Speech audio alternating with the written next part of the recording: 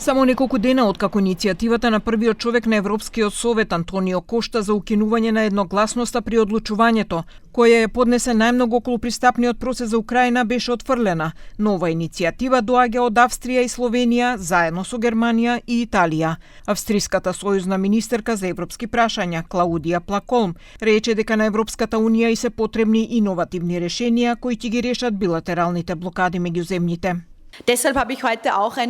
Имам новина за вас од Австрија. Австрија ќе се заложи за квалификувано мнозинство за влегување на нови земји во Европската унија со цел да се намали бирократијата.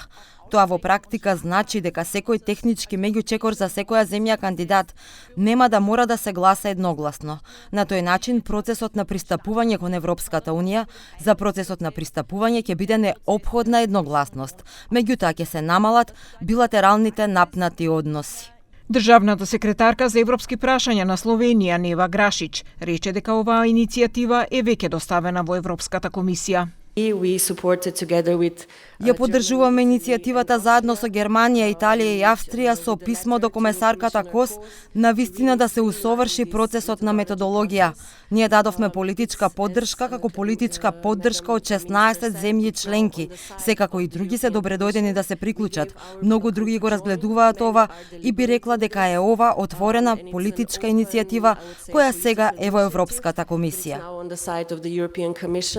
Министерот за европски прашања Орхан Муртезани се согласува дека треба да има промена во процесот на пристапувањето во Европската унија.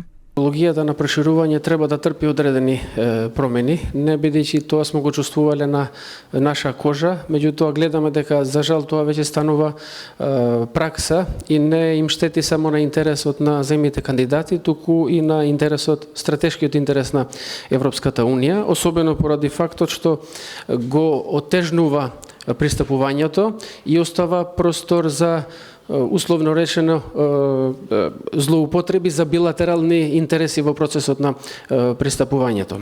Идната среда во земјава пристигнува шефицата на Европската комисија Урсула фон дер Лајен, која неофицијално треба да се сретне со целиот државен врв. Оваа посета доаѓа откако премиерот Христијан Мицкоски најави дека на почетокот на идната година ќе има поместување во европскиот процес на земјава.